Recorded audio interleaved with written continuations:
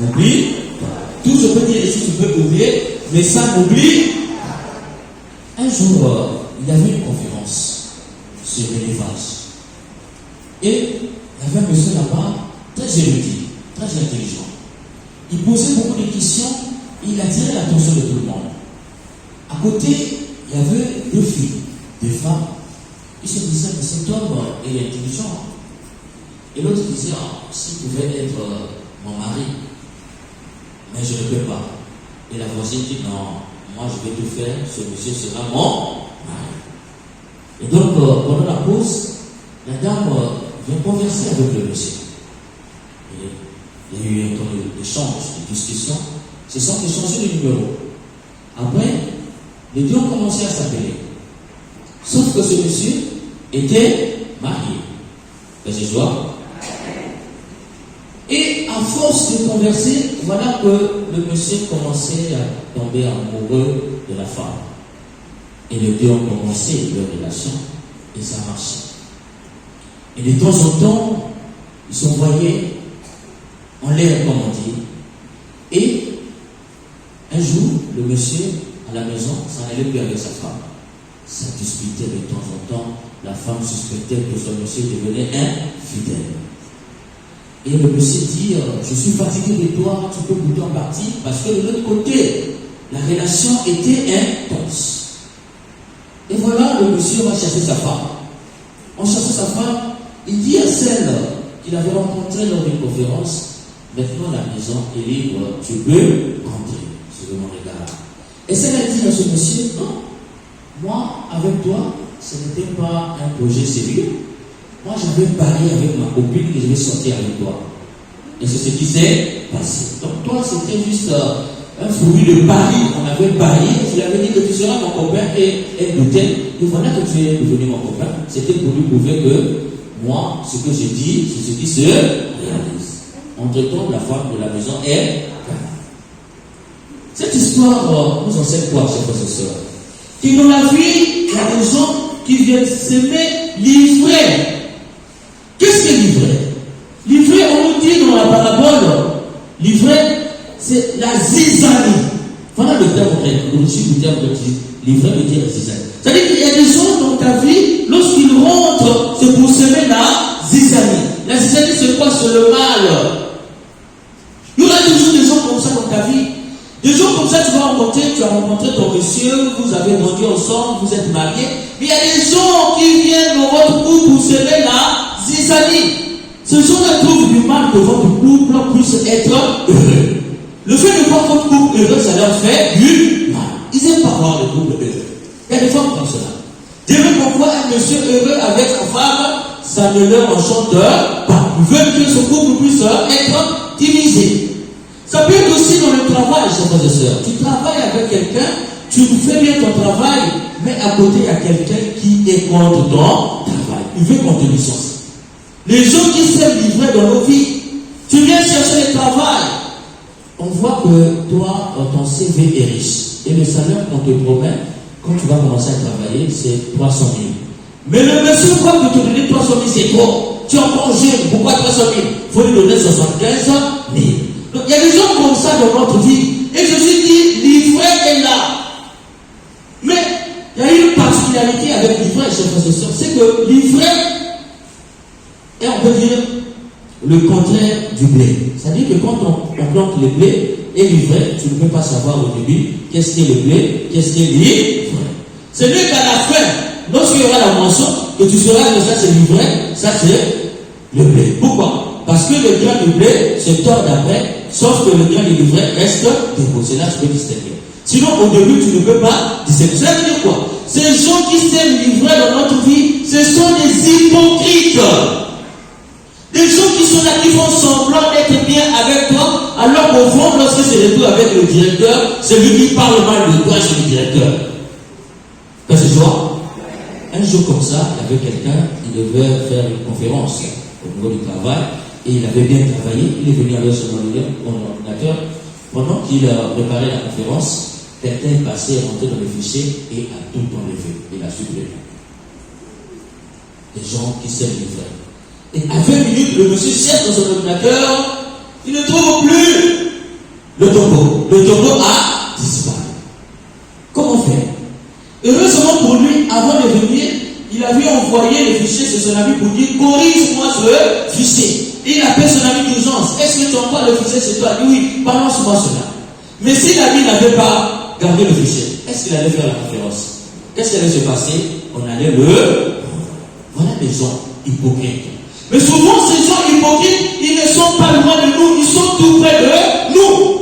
Ils font semblant d'être bien avec nous, ils mangent avec nous, ils boivent avec nous, mais ce sont des gens qui sont là pour s'aimer livrer dans notre vie. Alors dis à ton voisin, si tu sais livrer, il faut te convertir.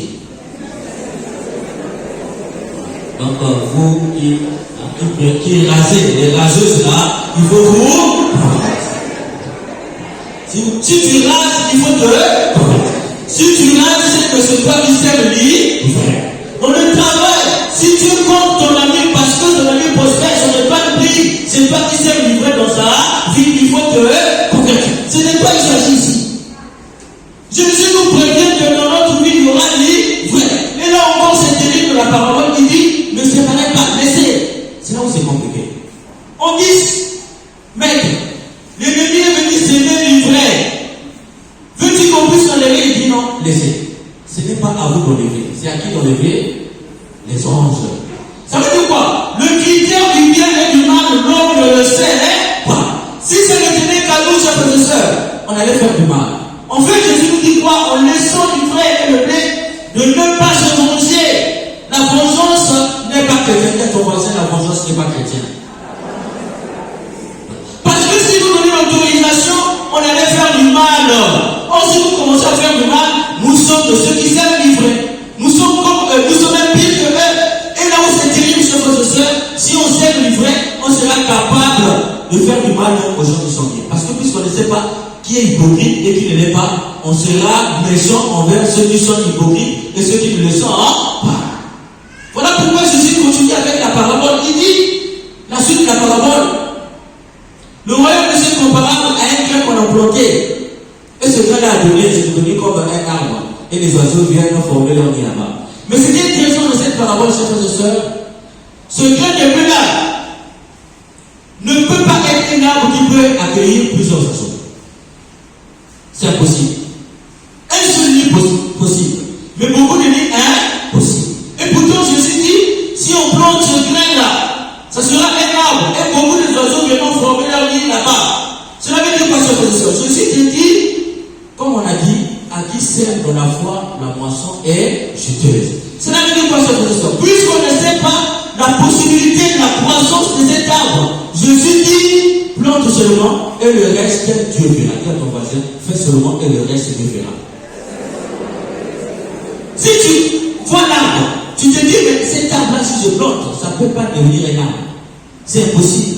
Mais Jésus te dit, si tu plantes, ce petit grain deviendra un arbre et beaucoup d'oiseaux viendront se poser là-bas. Cela veut dire quoi? Tu peux commencer petit, mais avec ce que tu fais petitement, ça deviendra quelque chose de grand et toute ta famille va se retrouver.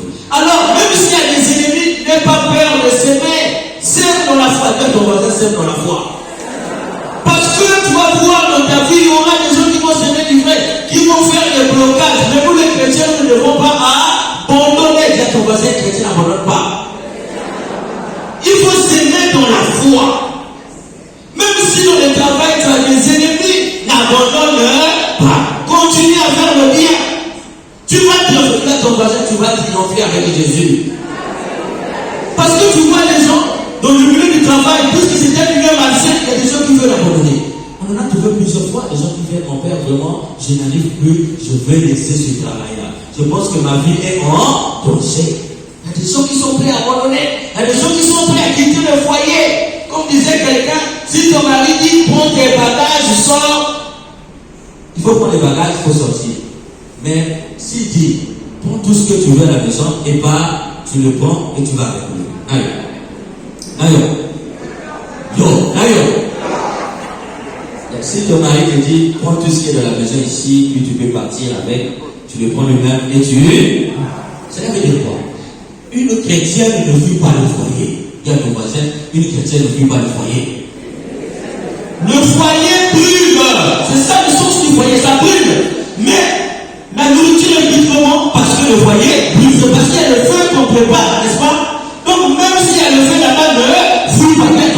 n'y a pas de divorce.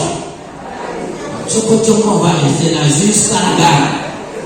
Voilà le sens de la parole, chers frères et sœurs. Jésus te dit, même s'il y a des problèmes, reste là. Parce qu'à la fin, ceux qui font du mal seront à gauche, ceux qui font du bien seront à droite. Ça dit, qui fait le mal, qui sera à gauche, mais toi qui fais le bien, tu seras à droite. Donc la parole, pareil, ne fuit pas. Jésus dit, laissez-les ensemble. Ça veut dire que nous, les gens du bien, ne devons pas faire les gens du mal. Dis à ton voisin, quelqu'un du bien ne fuit pas les gens du mal. Pourquoi tu veux fuir? Toi qui as les intentions de laisser, pourquoi tu veux fuir? Une femme est censée convertir son mari. Tu ne peux pas être une femme et être capable de changer ton mari parce que le bien, on porte toujours sur le mal. Donc il n'y a pas à dire que mon mari est infidèle, je vais partir. Même s'il est infidèle, il faut le convertir. Voilà. Dis à ton voisin, s'il est infidèle, il faut le convertir. Parce que le bien converti, l'amour change. Si ton mari est infidèle, ça vaut la peine de crier dessus. Parce que si tu es trop jalouse, tu vas l'envoyer dehors. Mais si tu l'accueilles avec paix, avec respect, avec amour, même si je vais dehors, mais je vais rentrer parce que dans la maison, je suis bien accueilli. Et si le 22e, 23e, il cherche cet accueil-là, c'est ça qu'on dit, s'aimer dans la foi. Tu sèmes le bien, tu récolteras le bien. Mais dès lors que le mari, tu ne sais même pas si tu as trompé ou pas, parfois c'est que le travail, que durant tu commences l'impolitesse. Mais tu vas l'envoyer dehors. Nous les chrétiens, nous sommes les gens du bien. C'est la même chose dans le travail. Tu rencontres quelqu'un qui te fait du mal dans le travail, tu ne peux pas fuir à cause de cette personne. Tu ne peux pas non plus aussi manger. Mais il faut continuer à faire le bien. Le matin, tu viens, bonjour, tu le salues. Il va dire, monsieur, tu me fais tant de mal. Pourquoi il continue à me saluer? Et à force de le saluer, à force d'être bien avec lui, ça va le pousser à réfléchir. Pourquoi je lui fais du mal et lui ne rend pas le mal par le mal? Parce que chacun de nous a une saison, chers frères et sœurs. Quelqu'un te fait du mal, ce n'est pas grave. Mais tu auras ta saison où Dieu va te livrer cette personne, comme l'histoire de David avec Saoul. Tu auras ton temps où Dieu va te dire, voici ton ennemi. Qu'est-ce que tu fais avec lui? Si tu es quelqu'un de mauvais, tu peux manger. Mais comme je te dis, la vengeance n'est pas de l'ordre des chrétiens, alors tu lui feras le bien. Et ce bien que tu vas lui faire, va lui dire, ce monsieur, je lui ai fait tant du mal. Pourquoi son tour, il ne m'a pas fait du mal? Voilà le sens de la parole aussi, frères et sœurs. Et je te dis encore que c'est comme un peu de la farine. On enfouit les vins. Mais la mesure qu'on enfouit ne peut pas faire lever la pâte. C'est ça qui est intéressant. Ça ne peut pas. Et Jésus nous dit que malgré tout ça, la pâte disait lever. Ça veut dire quoi? C'est le mystère de Dieu dans l'homme. Tu peux faire quelque chose, mais si Dieu ne met pas sa main dessus, rien ne va marcher. Mais comme nous savons que nous les chrétiens, lorsque nous s'aimons dans la foi, Dieu met toujours sa main, et dès lors qu'il met sa main, tout en nous marche. Ce que je veux faire, les projets que je veux voir se réaliser, ce projet se réalise en Dieu, parce que Dieu a mis sa main dessus. Mais si tu as peur, tu dis, bon, le voisin prépare les beignets. Moi, si je prépare les beignets, ça ne va pas marcher. Toi, tu prépares les beignets au nom du Seigneur. N'aie pas peur, tu auras des clients. Tu vas au marché, tu auras des clients parce que tu vas au nom du Seigneur. Tu cherches le travail, tu en auras parce que tu cherches au nom du Seigneur. Même s'il y a son candidat qu'on appelait pour l'entretien, toi, tu vas au nom du Seigneur. Et puisque le Seigneur dit, à qui sert dans la foi, la moisson sera juteuse, tu verras que malgré les sens, si on les tient de ton nom sera dedans. Voilà le sens de la vie chrétienne. Un chrétien, c'est quelqu'un qui sert dans la foi. Et qui sert dans la foi, c'est que Dieu ne ment pas. À ton voisin, Dieu ne ment pas. Et pour finir, chers frères et sœurs, un jour comme ça, il y avait une femme qui avait un mari qui était dans l'autre monde, selon le regard. Et dans le monde là-bas, vous savez que pour plaire à un Dieu, il faut le sacrifice. Et il voulait sacrifier son fils. Dans ce jour. Et le fils était très malade. Et chaque fois que la maman partait à l'église avec l'enfant perturbait tellement qu'elle en avait marre de partir chaque fois à l'église avec l'enfant qui était vraiment malade. Et avait une campagne d'évangélisation. Ma maman dit quoi? Bon, au lieu de partir avec mon enfant là parce qu'il va me perturber à la campagne, je fais quand même pour prier. Je prends l'enfant du voisin qui est malade, lui au moins quand on va à l'église, il est un peu sérieux, je l'amène là-bas. Et la maman prend l'enfant, amène à la campagne d'évangélisation, et pendant la prière, l'enfant est guéri. Elle s'est dit, mais si j'avais amené mon fils, peut-être que mon fils aussi serait guéri. Mais je l'ai laissé à la maison. Seigneur, il faut faire quelque chose pour mon fils. Elle retourne à la maison, croyant que la prière agit sur son fils, qu'elle avait laissé à la maison. Elle arrive là, son fils est toujours malade. Ah Seigneur, je suis parti prier et j'ai amené même l'enfant du voisin. Tu n'as pas agi sur mon enfant. Et peu de temps après, la santé de l'enfant s'est dégradée. L'enfant était admis à l'hôpital. Il avait un problème de sang. Et pendant qu'on est allé chercher des poches de sang, on arrive pour mettre la perfusion. L'enfant est décédé. La voisine qui était à côté, vous savez que dans nos hôpitaux, nous faisons don de sang, mais souvent, tu arrives, on dit, il n'y a pas de sang, non, mais ça ne décolle pas, les gènes, le ceci, nanana, ça va dans tous les sens. Et la voisine qui était à côté, il avait un problème de sang aussi, mais on ne trouvait pas le sang, quelqu'un était parti payer.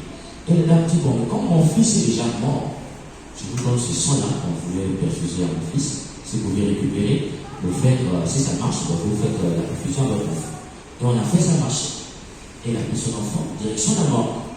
Et pendant qu'elle arrive à la morgue, en pleurant, elle entend son enfant tousser.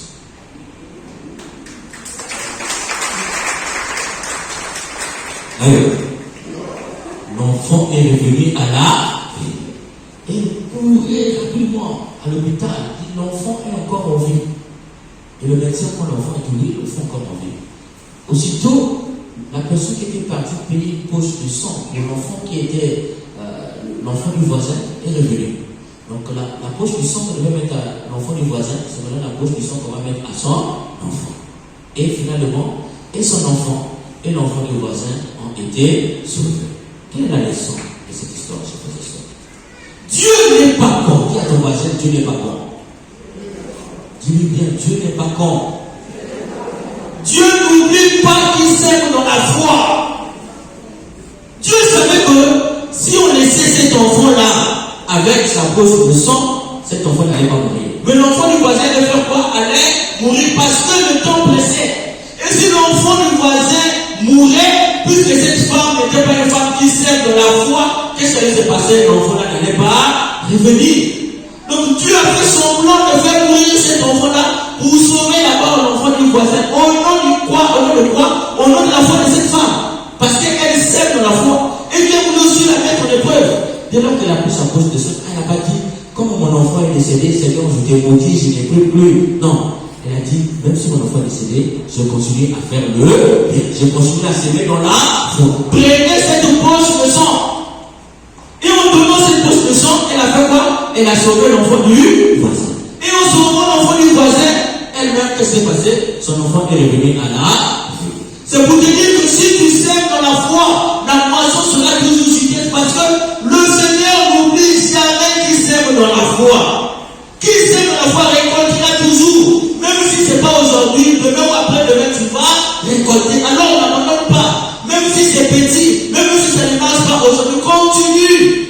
Espère et prends courage. Et tu verras que le Seigneur mettra sa main sur ce que tu fais et ça va marcher. Même si ton foyer ne marche pas aujourd'hui, tiens bon. Continue à faire du bien à ton mari. Continue à faire du bien à ta femme. Tu verras que la paix va revenir dans ton foyer. Si c'est dans le travail, continue à travailler avec courage.